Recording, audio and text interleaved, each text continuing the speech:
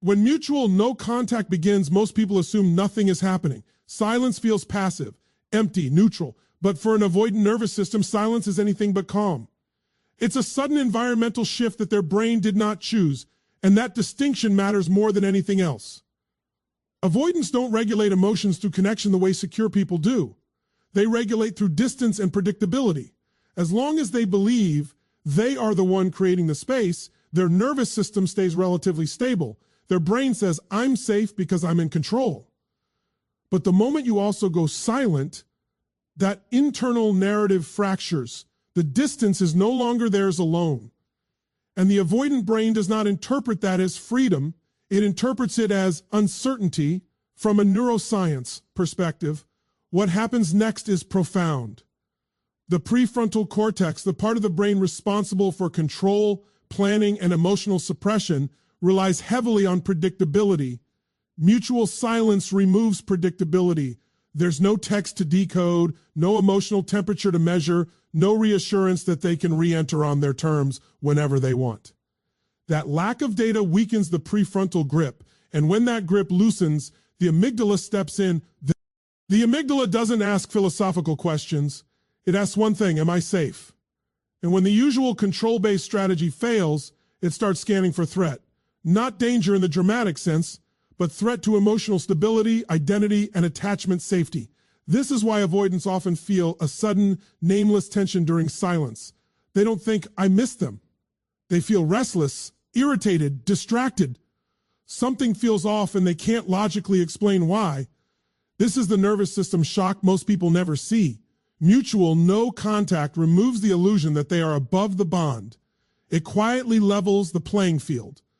And the avoidant brain hates equality in emotional power dynamics because equality means vulnerability. Here's where it gets even more interesting. Avoidants are often highly skilled at suppressing emotional signals, but suppression is not the same as resolution. When silence hits, the brain still needs regulation. Without external input, it turns inward. Thoughts loop, memories resurface, scenarios replay, not because they want to suffer, but because the brain is trying to restore equilibrium. And this is where control becomes obsession. The mind starts asking questions it normally avoids. What are they doing? Have they moved on? Why aren't they reaching out? These aren't romantic questions at first. They're threat assessment questions, but every question keeps you active in their neural circuitry. Every unanswered uncertainty pulls attention back to you. Philosophically, this is where silence reveals its true power, not as a tactic, not as manipulation, but as non-participation in dysfunction. When you stop chasing clarity from someone who avoids depth, you force their system to confront something it rarely does, internal responsibility for emotional regulation. Avoidants are often taught, implicitly or explicitly, that independence equals safety, but independence collapses under conditions of emotional relevance. When someone mattered and now they're gone without drama, without explanation, without pursuit, the avoidance system loses its usual reference points. There's no conflict to justify distance, no pressure to rebel against, just absence. And absence, when it's mutual, doesn't feel like rejection. It feels like exposure. This is why silence doesn't make an avoidant calm. It makes them aware of the bond they minimized, aware of the control they assumed, aware that connection didn't disappear just because they stepped back. It simply went quiet.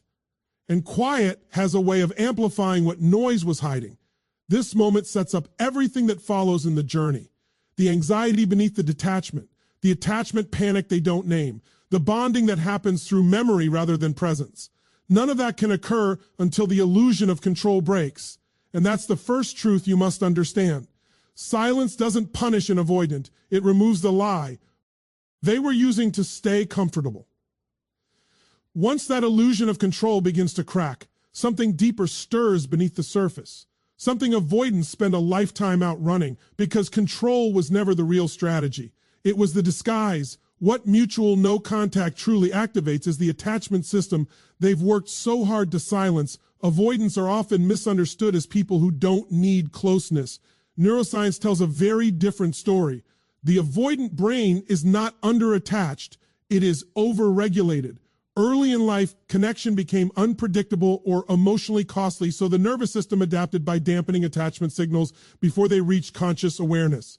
The feelings didn't disappear, they went underground as long as there is some form of relational signal. Conflict, distance, intermittent communication, the avoidance system can stay regulated. Even tension can feel stabilizing because it confirms that connection still exists, just at a manageable distance. But mutual no contact removes the signal entirely. And when the signal disappears, the attachment system doesn't relax. It panics. This panic doesn't look like desperation or emotional collapse. It looks like agitation without a clear cause, trouble sleeping, a sudden urge to stay busy, an impulse to distract. Neuroscientists would tell you this is the dopamine-based prediction system misfiring. The brain is designed to anticipate relational outcomes. When it can't predict whether someone is a vi, label, interested, or gone for good, dopamine drops, and with it comes a sense of unease that demands resolution. Avoidants rarely say, I feel anxious because I'm attached. Instead, they feel bored, restless, or irritated. They may tell themselves they're better off alone, but the body tells a different story. The nervous system starts scanning for the missing attachment object, not because they want closeness, but because uncertainty is intolerable. Here's the paradox that most people miss. Avoidants are far more comfortable with emotional distance than emotional ambiguity. Distance they can control. Ambiguity forces vulnerability. Mutual no contact creates ambiguity. It removes the emotional temperature gauge they rely on to stay detached.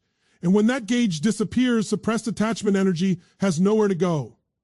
This is when internal conflict begins. One part of the brain insists on self-sufficiency. Another part, older, deeper, more primal, wants reassurance. This tug of war is exhausting, and it explains why avoidants often seem emotionally contradictory during silence. They may think about reaching out, then feel a surge of resistance. They may miss you, then judge themselves for missing you.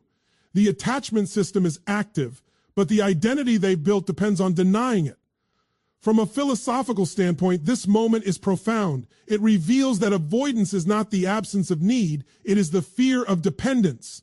Mutual no contact doesn't create that fear, it exposes it. Without you chasing, explaining, or soothing, the avoidant is left alone with a truth they rarely face. Connection mattered more than they admitted. And because this realization threatens their self-concept, the brain resists it. That resistance shows up as mental rationalization. They weren't right for me. I needed space anyway. This silence is fine. But rationalization only works when reinforced externally. In silence, thoughts echo. Doubts return. The attachment system keeps knocking.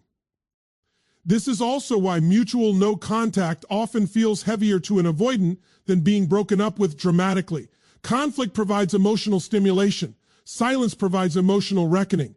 There's no villain to blame, no argument to hide behind, just the uncomfortable awareness that someone important is no longer emotionally accessible and that the loss wasn't entirely outside their control. And here's the crucial distinction. This is not about making them suffer. This is about allowing the nervous system to complete a process it never finishes when you keep reaching out. When attachment panic is interrupted, it stays dormant. When it's allowed to run its course, it transforms. That transformation sets the stage for everything that follows. The bonding through absence, the reflection, the fear of permanent loss, none of it happens until the attachment system is activated, acknowledged, even unconsciously. So understand this. When silence makes an avoidant uneasy, it's not because they're losing you. It's because for the first time, they're forced to feel that they already had you. Once the attachment system has been activated and there's no external outlet for it, the avoidant brain does something that surprises most people. It doesn't shut down. It starts bonding, quietly, internally, and almost against its own will. This is the stage where absence begins to do what presence never could. Avoidants struggle with closeness not because they don't feel, but because feeling happens too fast, too intensely, and without a clear exit.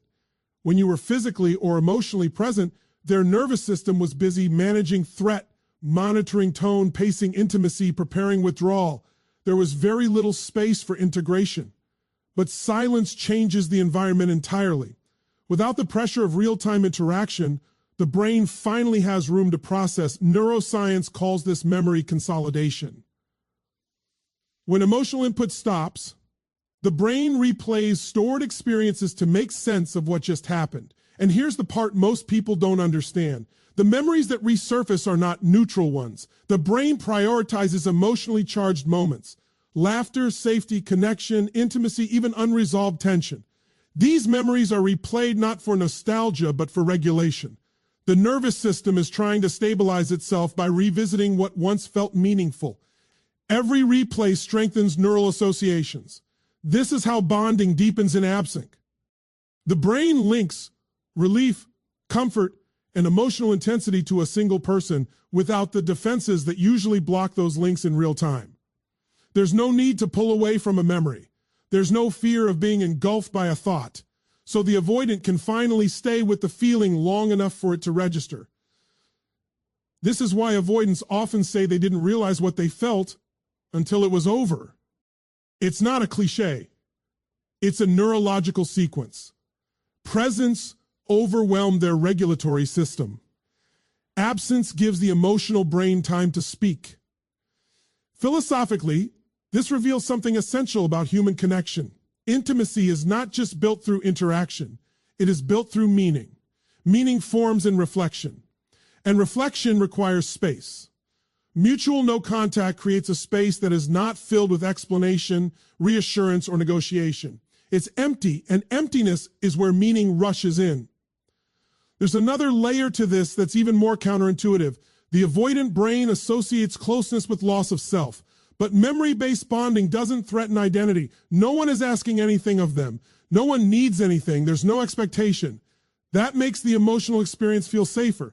For the first time, connection exists without demand, and that safety allows longing to emerge. Longing is not the same as desire. Desire seeks gratification. Longing seeks reconnection. It's quieter, deeper, and more persistent. Longing doesn't shout, it hums. It shows up in small moments. A song, a place, a familiar phrase. The avoidant may dismiss it at first, but repetition gives it weight. The brain keeps returning to the same emotional anchor because it's unfinished. This is also where idealization can occur. Without new data to balance perception, the mind fills gaps with significance. Not fantasy, but distilled essence. The brain holds on to what mattered most. The relationship becomes less about conflict and more about core emotional truth. And that truth, once felt, is difficult to unfeel. Importantly, this process cannot be forced. It cannot happen while one person keeps reaching out. Presence interrupts consolidation. Reassurance resets the cycle. Only silence allows the emotional circuitry to complete its work. That's why mutual no contact isn't cruel. It's catalytic. And here's the final insight. Bonding through absence doesn't mean they're ready to act. Feeling precedes courage. Awareness precedes vulnerability. This stage is internal, private, and often invisible. But it's foundational. Without it, reflection stays intellectual. With it, reflection becomes personal. So when you wonder whether silence is making you fade from their mind, remember this. Absence doesn't erase connection. It's where the avoidant brain finally lets the connection sink in. As those internal bonds strengthen in silence, something else inevitably follows, something avoidants are far less comfortable with than longing. Accountability, not the kind that comes from confrontation or blame, but the quiet, inescapable kind that arises when there's no one left to project onto. For most avoidants, emotional responsibility has always lived outside the self. If connection feels heavy, it must be because the other person wants too much. If distance feels necessary, it must be because the relationship is flawed. As long as someone else is reaching out, explaining, or trying to fix things, the avoidant nervous system has somewhere to place the discomfort. Mutual no contact removes that outlet entirely. Neuroscience helps explain why this is so destabilizing. When external stimulation drops, the brain's default mode network becomes more active. This system governs self-reflection, autobiographical memory, and meaning-making. It's the part of the brain that asks, what did this mean? What was my role? What patterns do I keep repeating? Avoidants tend to suppress this network during relationships because reflection invites emotional exposure. Silence turns it back on. And when it does, the story changes. Without incoming messages to react to, there's no immediate emotional threat to defend against, no pressure to withdraw. That paradoxically makes it safer to look inward. Thoughts begin to surface that were once drowned out by busyness or detachment. Moments are replayed, not just what the other person did, but how the avoidant responded, what they avoided saying, what they felt and shut down, what they sensed but dismissed. This is where emotional accountability quietly takes root. Not as guilt, but as awareness. And awareness is far more dangerous to old patterns than shame ever could be. Philosophically, this is the moment the avoidant encounters themselves without distraction.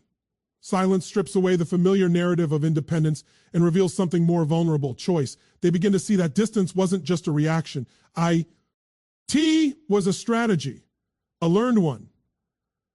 And once a strategy is seen clearly, it can no longer pretend to be fate. This doesn't happen all at once. It happens in fragments, a sudden thought at night, a question that lingers longer than expected. Did I pull away too quickly? Why did I assume closeness meant loss of control? These questions don't demand immediate answers, but they alter the internal landscape. The avoidant is no longer just reacting, they're reckoning. And here's what makes mutual no contact so powerful. No one is asking them to do this work. There's no accusation forcing defensiveness, no emotional appeal triggering shutdown. The reflection is self-generated. And because it's self-generated, it bypasses resistance. This is why accountability formed in silence is more durable than accountability demanded through conversation. When someone is confronted, the nervous system activates defense. When someone arrives at insight on their own, the nervous system integrates it. One creates compliance. The other creates transformation. There's also an existential layer here. Silence introduces the possibility that the relationship may truly be over. Not dramatically, just quietly. And quiet endings don't provide closure through explanation. They force the mind to make meaning internally. That's when avoidants start to feel the weight of their choices, not as punishment, but as consequence. This is also where regret can begin. Not regret for losing the person, but regret for not being fully present when they had the chance. And that distinction matters. Regret rooted in loss fades. Regret rooted in self-recognition changes behavior. Importantly, this stage is uncomfortable. Many avoidants will try to escape it by distracting themselves, starting something new, or numbing out. But once awareness has been activated, it doesn't fully disappear. The questions wait. The insights linger. Silence plants a seed that continues growing beneath the surface. And this sets the stage for the final shift. The fear that what's been lost may not be recoverable. Accountability opens the door to vulnerability, but only when paired with the realization that time, unlike emotion, does not pause. So remember this as the silence stretches on. When no one is chasing, explaining, or demanding answers, the avoidant is left with the only voice they can't outrun, their own. Once accountability has settled in, another fear begins to surface, one that cuts far deeper than rejection ever could. This is not the fear of being unwanted. It's the fear of realizing that something meaningful may be gone for good, and that the loss is irreversible. Avoidants are often described as people who don't fear loss. In reality, they fear needing something that cannot be recovered. Rejection implies judgment by someone else. Permanent loss implies responsibility within oneself, and the nervous system responds to those two experiences very differently. Neuroscience shows us that the brain is far more sensitive to loss than to gain. Loss aversion is hardwired. The emotional circuitry associated with loss activates more intensely and lasts longer than the circuitry associated with pleasure. For avoidance, this system is usually kept dormant by emotional distancing. But mutual no contact removes the safety valve. The possibility that silence might not be temporary, that it might be final, activates this circuitry in full. This is where the emotional weight shifts.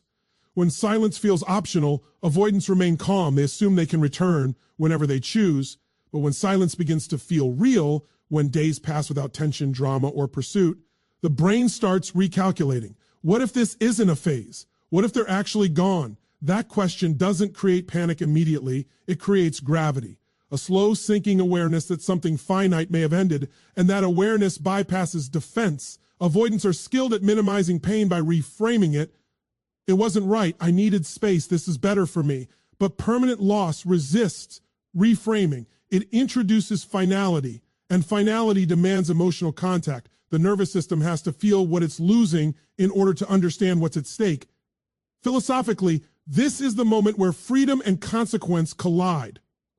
Avoidants often equate freedom with emotional distance, but real freedom includes the freedom to lose something forever. Silence reveals that truth without argument. There's no one insisting on closeness, no one demanding change, just the quiet recognition that connection, once gone, does not always circle back. This is also why this stage often brings a surge of regret, not impulsive regret, but reflective regret. Not, I want them back right now, but I didn't protect what mattered when I had it. That realization is deeply destabilizing for someone whose identity is built around self-sufficiency. It exposes the cost of emotional avoidance without condemning it. And here's the critical insight. This fear is not about you replacing them. It's about time replacing possibility. Avoidants can tolerate competition. They can tolerate emotional distance. What they struggle with is the idea that a door they assumed would remain open may have quietly closed. No argument, no announcement, just absence becoming permanent. That's when vulnerability begins to feel less dangerous than regret. This doesn't mean they immediately reach out. Fear of loss doesn't automatically translate into action, but it does weaken the emotional walls. It reframes vulnerability not as weakness, but as risk management. The nervous system starts weighing two fears, the fear of exposure versus the fear of never feeling this connection again. And for the first time, the second fear begins to outweigh the first. This is why silence is so different from ultimatums. Ultimatums provoke rebellion. Silence invites reckoning. It allows the avoidant to arrive at the edge of loss on their own terms, and that makes the realization stick.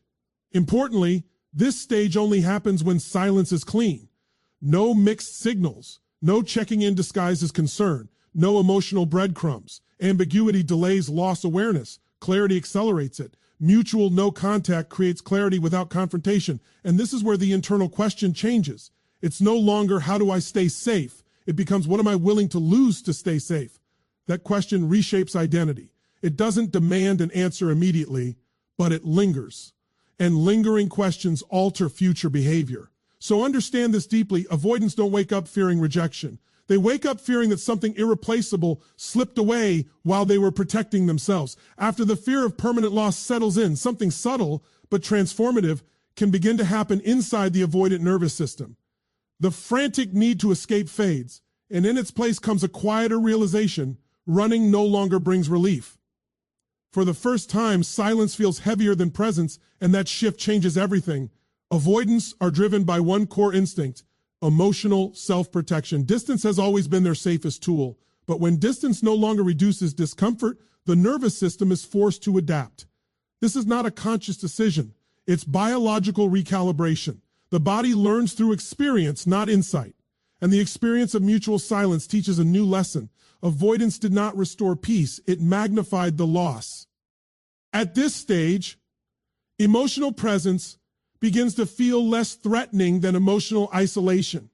That doesn't mean closeness suddenly feels easy. It means it feels necessary. The nervous system starts associating vulnerability not with danger, but with relief from the internal tension that silence has created. And that association is powerful. This is where many people misunderstand what's happening. They expect dramatic gestures or sudden confessions. But what's actually occurring is internal integration. The avoidant brain is reconciling two truths it once kept separate: I need autonomy and I need connection. When those needs stop competing and start coexisting, emotional maturity becomes possible. Philosophically, this is the moment where identity softens. Avoidants often define themselves by independence, strength, and self-containment.